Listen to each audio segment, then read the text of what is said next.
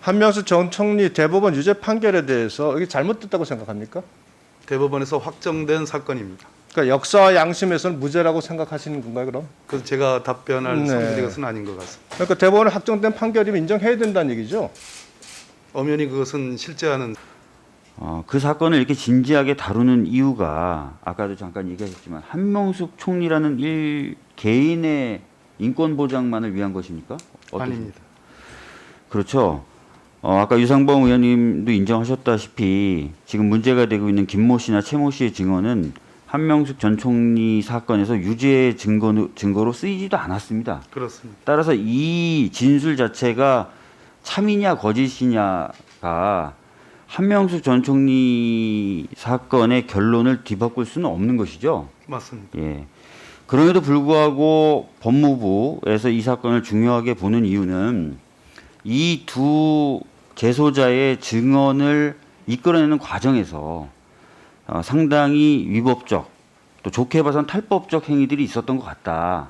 그리고 이런 것들이 상당히 지속적으로 이루어졌었고 앞으로 만약에 이런 관행이 남아 있다면 상당히 많은 인권 침해를 낳을 수 있을 것이다라는 우려 때문이신 거죠. 맞습니다. 예.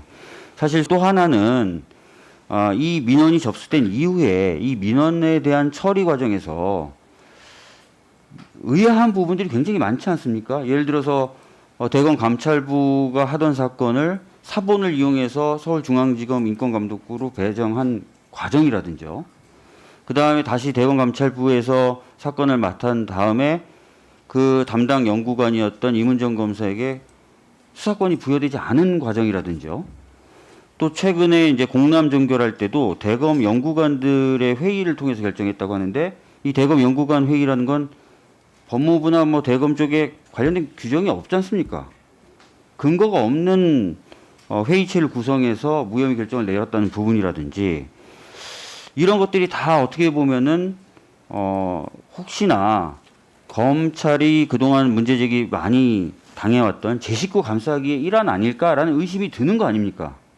그래서 이런 부분도 좀 살펴서 이런 잘못된 관행이 좀 없어지는 것. 그것이 검찰을 위해서든 또는 검찰의 많은 신뢰를 갖고 있는 국민을 위해서든 필요하다고 보시는 거 아닙니까? 예, 그렇습니다. 예, 그래서 바쁜 시간이시지만 그 기록을 검토하신 거고 그래서 여러 가지 고심 끝에 결정을 내리셨던 부분이다. 저는 그렇게 좀 생각을 합니다. 그리고 누가 기소를 해야 된다고 판단했다면 당연히 수사 지휘를 하면서 검사에게 그 사건에 대해서 기소 지휘를 하든지 이렇게 답을 냈어야죠. 지금 뭐 비겁하게 아니 대검 부장회의가 뭡니까? 자문기구 아니에요? 자문기구에서 판단을 하라. 그게 무슨 내용의 지휘가 그런 지휘가 어디 있습니까? 의원님, 그 비겁하다는 얘기는 그렇게 함부로 하시는 게 아닙니다. 아닙니다. 이건 비겁한 거 맞습니다. 제가 제 나름대로 3일에 걸쳐서 기록을 받고 그 판단이 있기 때문에 좋습니다. 제 나름대로 그러면 한번 볼까요? 결단으로 우리 장관님 수사지휘를 한 수사지휘 하신 부분 중에 이런 부분이 있어요. 수사지휘 3월 17일 수사지휘에 그 당시에 조남관 차장이 고검장을 참석해서 함께 상의하겠다고 의견을 보내와서 수용하셨죠. 예, 그럼 수용하셨으면 이렇게 해서 수용하셨으면 사실 그 결과에 대해서는 당연히 인정을 하시는 게 맞지 않겠습니까? 분명히 장관님은 부장회의를 열어서 이제 논의를 하라고 하셨지 않습니까?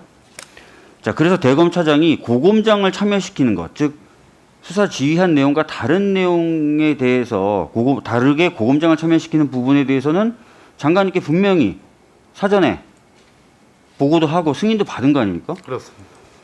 그런데 엄미준 검사 참석도 역시 수사 지휘와 다른 내용인데 이 부분에 대해서는 전혀 보고를 안 한 거 아닙니까? 그렇습니다. 예. 그렇기 때문에 제가 봤을 때 수사지 내용과 다르게 엄미준 검사가 참석해서 주되게 진술을 했던 부분도 이 판단 과정에서의 절차상 문제로 지적될 수 있다고 저는 생각을 합니다. 정말 잘못된 지적입니다. 수사 지휘의 내용에 보면 한동수, 이문정 진술을 들으라고 지시하고 있습니다. 그죠? 맞습니다. 그러면 그 위에 이 검사들이 와서 참고인을 진술하지 말라는 지시가 있는 건 아니에요. 그러면 그 회의를 하는 사람 입장에서는 한쪽의 주장만 들을 게 아니라 참고인의 주장을 들을 수 있는 거예요. 그건 의원님 생각이십니다. 그게 왜 내 생각입니까? 법무부 장관의 지휘에 당연히 이 한동수, 이문정 진술을 들으라는 지시가 있다면 그 지시를 충실히 이행했잖아요. 그 외에 나머지 부분에 대해서 본인과 사전 협의를 해야 된다. 어떻게 그 회의를 하는 사람들이 판단해 법무부 장관의 협의가 필요합니까?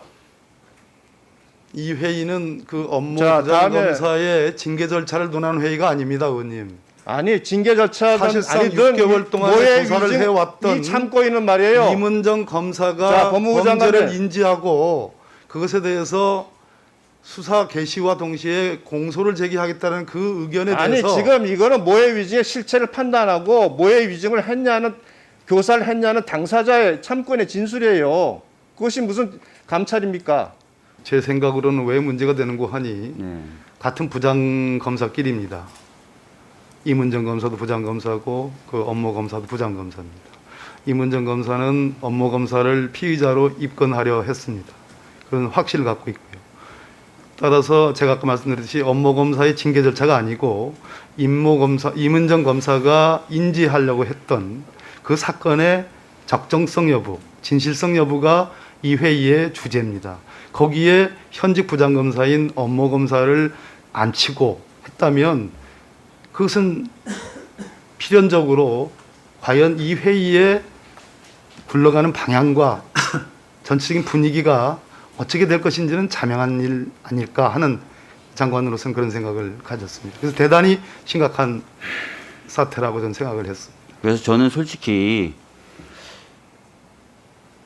장관님이 왜 이 부장회의에 고검장 참여를 수용하셨는지도 좀 이해가 안 되고요. 부장회의에서 그런 결과가 나왔을 때 왜 그 결과에 대해서도 다시 수용하셨는지에 대해서 굉장히 아쉽습니다.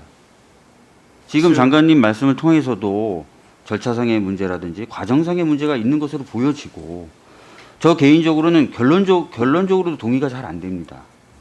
그래서 장관님이 이런 결정을 하신 부분에 대해서는 개인적으로 굉장히 아쉽고 안타깝고 답답하고 하다는 말씀을 좀 드리겠습니다. 저도 마찬가지입니다.